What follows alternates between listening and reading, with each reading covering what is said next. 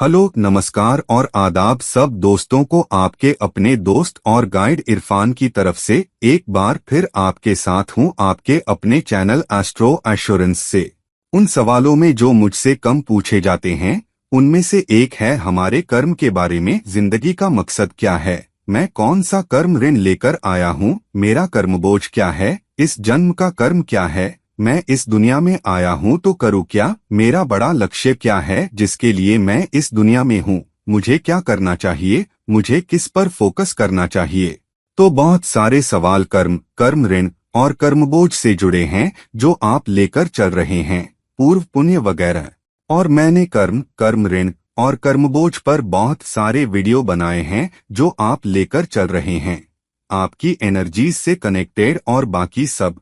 लेकिन एक अहम बात यह है कि D9 चार्ट यानी नवांश जीवन की तमाम विशेषताओं, तमाम प्रकटीकरणों, तमाम इशारों की बारीक से बारीक व्याख्या है और ये हमें लग्न चार्ट D1 चार्ट से मिलने वाली संभावनाओं से ज्यादा प्रायिकताएं, प्रोबेबिलिटीज देता है।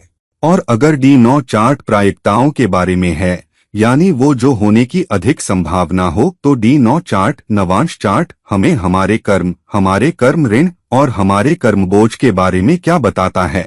और अगर हमारे करियर, हमारे रिश्तों, हमारी संपत्ति, हमारी मटेरियल सफलता, हमारी सांसारिक सफलता, हमारी सामाजिक सफलता, अगर ये सब कुछ D9 चार्ट के जरिए, नवांश चार्ट के जरिए एक अंतिम स्तर पर देखा जा सकता है, तो क्या हम अपने कर्म को भी अंतिम स्तर पर देख सकते हैं? क्या हम कर्मबोझ को अंतिम स्तर पर देख सकते हैं?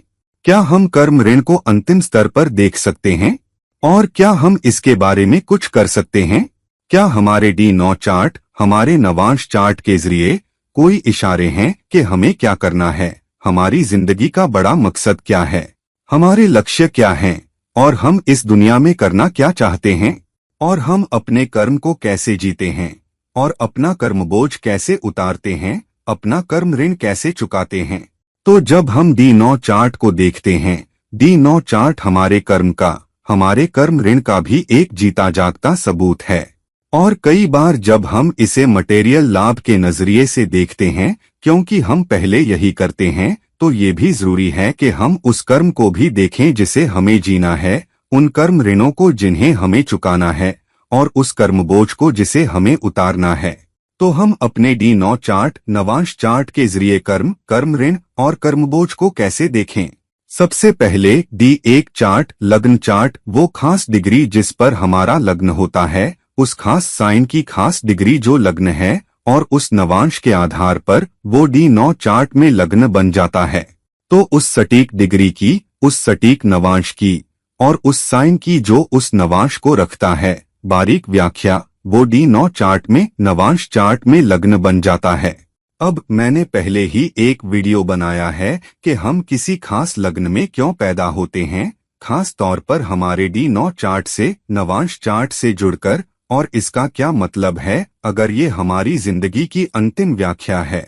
तो मैं आपको नीचे कमेंट सेक्शन में लिंक दूंगा कि हम किसी खास लग्न में क्यों पैदा होते हैं, कौन सी एनर्जी ज्यादा एक्टिवेट होती हैं, कौन सी एनर्जी कम मैनिफेस्ट होती हैं। तो मैं नीचे कमेंट सेक्शन में जरूर लिंक दूंगा, कृपया वो वीडियो जरूर देखें कि आप किसी खास लग्न में क्यों पैदा हुए हैं, खास तौर पर आपके D9 चार्ट, आपके नवांश चार्ट से जुड़कर। तो लग्न बहुत महत्वपूर्ण है। तो आप वीडियो क्यों देखते हैं? मैं आपको एक पक्षी दृष्टि, बर्ड्स आई व्यू देना चाहता हूं कि आपका कर्म क्या है, आपका कर्म ऋण क्या है, आपके D9 चार्ट के कुछ अलग अलग भावों के जरिए जो नवांश चार्ट दिखाता है। इसका क्या मतलब है? तो अगर आपके D9 चार्ट का लग्न आपके D1 चार्ट, आपके लग्न चार्ट की बारीक व्याख्या है, तो इसका मतलब है कि जिस साइन में आप पैदा हुए हैं, वो साइन उस एनर्जी को नियंत्रित करता है जो मकसद, चरित्र, व्यक्तित्व और बड़े लक्ष्य, बड़े मकसद की है, जिससे आपकी जिंदगी चलनी है। और वो एनर्जी ही बहुत सारे दूसरे प्रकटीकरणों को नियंत्रित करेगी। आप कैसे सोचते हैं, आप कैसे कार्य करते हैं, आपको किधर बढ़ना है, आपको किस राह पर बढ़ना है। तो साइन की एनर्जी भी, क्योंकि वो साइन किसी खास भाव का स्वाभाविक स्वामी होता है, आपको किसी खास दिशा की तरफ इशारा करेगी। अगर D9 चार्ट में कन्या, वर्गो है तो कन्या साइन कलपुरुष कुंडली में किस भाव को नियंत्रित करता है? वो छठे भाव को नियंत्रित करता है। तो सेवा का जीवन अपने आप हमें दान में मिलता है। अगर D9 चार्ट में सिंह लियो साइन है तो सिंह साइन कलपुरुष कुंडली में किस भाव को दिखाता है? पांचवा भाव सिंह साइन और पांचवा भाव जवाबदेही, नेतृत्व, जिम्मेदारी, लोगों के लिए खड़ा होना, अपने आत्मसम्मान के साथ जीना, अपने कर्मों और अपने कार्यों की जिम्मेदारी लेना, ये महत्वपूर्ण हो जाता है। अगर आपके पास कर्क कैंसर साइन है तो पक्षी दृष्टि में ये दूसरों का पालन पोषण करना, दूसरों का ध्यान रखना, दूसरों के साथ सहानुभूति रखना, दूसरों को समझना और दूसरों को पोषण देने की कोशिश वाला जीवन जीना है। तो ये सब प्रकट होता है। तो आप वो वीडियो जरूर देखें, वो आपको बताएगा कि जिंदगी का मकसद क्या है। आपके D9 चार्ट में, आपके नवांश चार्ट में लग्न से जुड़ा कर्म क्या है। तो अगर आपके D9 चार्ट में लग्न आप कौन हैं, आपकी जिंदगी का मकसद क्या है, आपको किधर बढ़ना है, आपको किस राह पर बढ़ना है, इसकी बारीक व्याख्या है। तो सातवां भाव विपरीत भाव अपने आप में एक व्याख्या है कि दूसरों के प्रति आपका कर्म क्या है, क्योंकि लग्न से सातवां भाव वो सभी लोग हैं जो आपके कर्म संबंध हैं। ये आपके रोजमर्रा के संबंध नहीं हैं, ये आपके रोजमर्रा के संबंध हैं, लेकिन जो प्रबल रूप से प्रकट होते हैं, जिनसे आपका दैनिक और स्थिर संबंध होता है। ये ऐसा है जैसे किसी बॉस के लिए 3-4 साल काम करना। मैंने ये अपने पिछले वीडियो में कहा है। ये एक रिश्ता है, एक प्रतिबद्ध रिश्ता जिसमें आप प्रवेश करते हैं। ये एक व्यापारिक साझेदारी है जिसमें आप प्रवेश कर रहे हैं। तो जिस किसी के साथ आपका दीर्घकालिक संबंध है, शायद आपकी बिल्डिंग में एक सिक्योरिटी गार्ड जो 3-4 साल से आपकी बिल्डिंग में काम कर रहा है, आपके ऑफिस में लिफ्टमैन जो 3-4 साल से वहां काम कर रहा है, जिससे आप रोज मिलते हैं, जो लिफ्ट में बटन दबाता है, आपसे सर्विस फ्लो पूछता है, आपके ऑफिस में वो ऑफिस बॉय जो आपको रोज चाय या कॉफी देता है, जो वहां लंबे समय से काम कर रहा है, न कि अल्पकालिक 1-2-3 महीने आने जाने वाले रिश्ते। ये लंबे रिश्ते हैं, कम से कम कुछ साल संबंध टिकना चाहिए। ये सब कर्म संबंध हैं। ये हमारे पास फिर से आए हैं क्योंकि एक कर्मधागा है जिससे आप उनसे बंधे हैं, और वो कर्मधागा बहुत बहुत महत्वपूर्ण है। और जब तक आप उस कर्मधागे के प्रति सच्चे नहीं होते, आप कर्म बोझ को नहीं छोड़ सकते। और इसलिए आपके जीवन में उन सभी लोगों के साथ व्यवहार करना जो लंबी अवधि के स्थिर संबंध, स्थिर कनेक्शन हैं, ये सभी सातवें भाव द्वारा दर्शाए जाते हैं। और वो साइन एनर्जी जो सातवें भाव को नियंत्रित करती है, वो भी वही एनर्जी है जिसके साथ आपको अपने कर्म ऋण चुकाने हैं। उनकी सेवा करें, उनसे जुड़े। तो अगर D9 चार्ट का लग्न कर्क कैंसर है तो सातवां भाव मकर कैप्रिकॉर्न बन जाता है। इसका मतलब है वफादारी, प्रतिबद्धता, साथ खड़ा होना, उन लोगों का समर्थन करना। अगर लग्न सिंह लियो साइन है तो सातवां भाव कुंभ एक्वेरियस साइन है, जिसका मतलब है समाज के प्रति सबसे बड़ी सामाजिक जिम्मेदारी और फिर दूसरों से जुड़ना, एक बड़ी सामाजिक भूमिका, एक सामूहिक भूमिका के साथ, जहां आप समाज के लिए ज्यादा करने की सोच रहे हैं, न कि लेने की। तो दूसरों के लिए होना और आपके D9 चार्ट के सातवें भाव द्वारा दिखाए गए साइन एनर्जी के जरिए ये आपका कर्म है, ये आपका कर्मबोझ है, ये वो कर्मधागा है जिससे आप उन सभी से बंधे हैं जो आपसे दीर्घकालिक रूप से जुड़े हैं, कम से कम कुछ वर्षों के लिए, जैसा कि आपके D9 सातवें भाव के जरिए देखा जाता है। फिर आपके D9 चार्ट में पांचवा भाव क्या है? मैंने कई वीडियो में ये भी बताया है कि आपके D9 चार्ट में आपके अलग अलग भाव क्या दर्शाते हैं। मैं आपको उस वीडियो का लिंक भी नीचे कमेंट सेक्शन में दूंगा, जहां मैं बता रहा हूं कि D9 चार्ट में हर भाव आपके लिए क्या मायने रखता है, आपको किस ओर इशारा करता है। तो D9 चार्ट में पांचवा भाव आपका पूर्व पुण्य है, यानी वो जो आपको दिया गया है, अच्छे लाभ जो आप आगे लेकर चल रहे हैं, अच्छी किस्मत जो आप आगे लेकर चल रहे हैं, अच्छा कर्म जो आप आगे लेकर चल रहे हैं, और वो जो आपको इस जन्म में लाभ के रूप में दिया जाता है, आपके पिताओं, आपके पुरखों का आशीर्वाद भी पांचवें भाव के जरिए, और पांचवें भाव का साइन उस अच्छी किस्मत, उन लाभों को दिखाएगा जो आपको आएंगे, और पांचवें भाव के ग्रह दिखाएंगे कि लाभ कहां से आएंगे। और आपके D9 चार्ट में पांचवें भाव के ग्रह आपको उन भावों से जोड़ेंगे जिन्हें वे D1 चार्ट में नियंत्रित करते हैं, और लाभ अधिकतम वहां से आएंगे, आप वहां से सबसे ज्यादा पा सकेंगे। लेकिन अगर वहां कई अलग अलग ग्रह हैं, जिसका मतलब है कि पूर्व पुण्य होने पर भी पिछले अच्छे कर्म से आपको उन ग्रहों और उन भावों के प्रति अपनी जिम्मेदारी दिखानी होगी जिन्हें वे आपके D1 चार्ट में नियंत्रित करते हैं। उदाहरण के लिए अगर शनि सैटर्न आपके D9 चार्ट में पांचवें भाव में जाता है तो लाभ आपको आएंगे, पूर्व पुण्य आपको आएगा, अच्छा कर्म आपको आएगा। लेकिन सेवा करने, सेवा भाव रखने, अनुशासित होने, नियमोन्मुख, नियमबद्ध, मूल्यबद्ध होने के जरिए जो भी भाव शनि आपके D1 चार्ट में नियंत्रित करता है, तो शनि आपके D1 चार्ट में 10वें भाव को नियंत्रित करता है। इसका मतलब है आपके करियर में, आपके काम में, आपके काम के संबंधों में, आपके पर्यवेक्षकों, आपके वरिष्ठों, अधिकारियों के साथ आपको ज्यादा वफादारी दिखानी होगी, आपको ज्यादा प्रतिबद्ध होना होगा, आपको ज्यादा अनुशासित होना होगा, आपको ज्यादा संगठित होना होगा। और जब आप ऐसा करते हैं तो पूर्व पुण्य भी आपको बड़े लाभ, ऊंचे लाभ के रूप में आएगा। तो अधिक कर्म, अच्छा कर्म पाने के लिए, अपने जीवन को अच्छे कर्म से जीने के लिए D9 चार्ट में पांचवें भाव में ग्रहों का प्रकट होना भी महत्वपूर्ण है, और D1 चार्ट में उनका संबंध देखना, वे किस भाव को नियंत्रित करते हैं, वे जीवन के किन क्षेत्रों को नियंत्रित करते हैं, ये भी जरूरी है। फिर छठा भाव बहुत महत्वपूर्ण हो जाता है। छठा भाव भृगु भाव है। ये सिर्फ सेवा का भाव नहीं है, बल्कि प्रतिस्पर्धा पर काबू पाने का भी है, लेकिन प्रतिस्पर्धा से हानि का भी। जिसका मतलब है जब तक आप अपनी सेवा के जरिए, जिसे भृगु भाव दर्शाता है, भुगतान नहीं करते, अपने जीवन में पार पाना आसान नहीं होगा। ये वो कर्म ऋण है जिसे आपको चुकाना है, वो जो आपको दूसरों को देना है।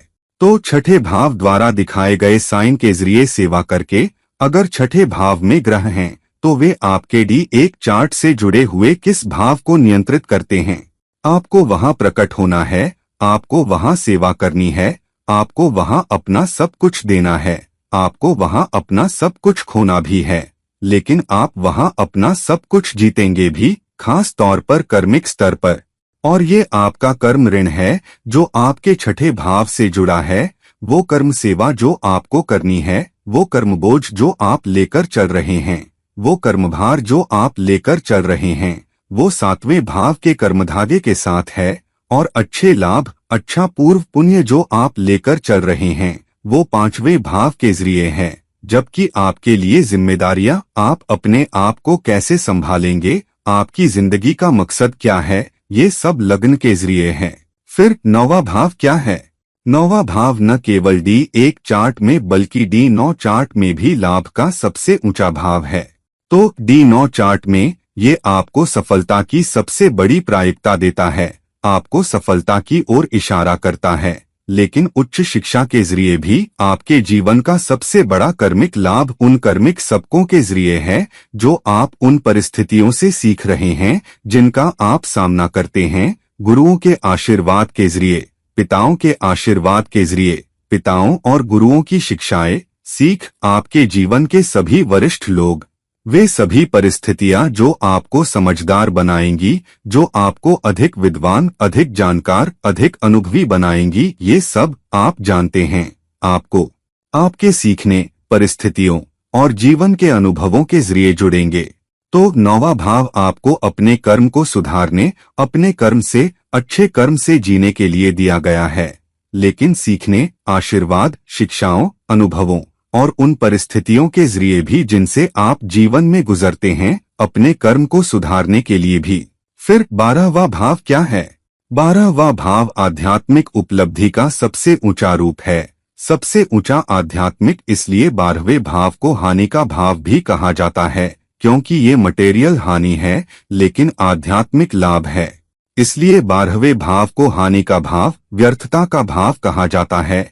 लेकिन आध्यात्मिकता का भाव भी, क्योंकि जब तक आप मटेरियल व्यर्थता नहीं करते, जब तक आप अपने ऊपर लादे गए मटेरियल कर्मभार को नहीं उतारते, आप आध्यात्मिकता प्राप्त नहीं कर सकते, आप अपनी आत्मा को ऊंचा नहीं उठा सकते।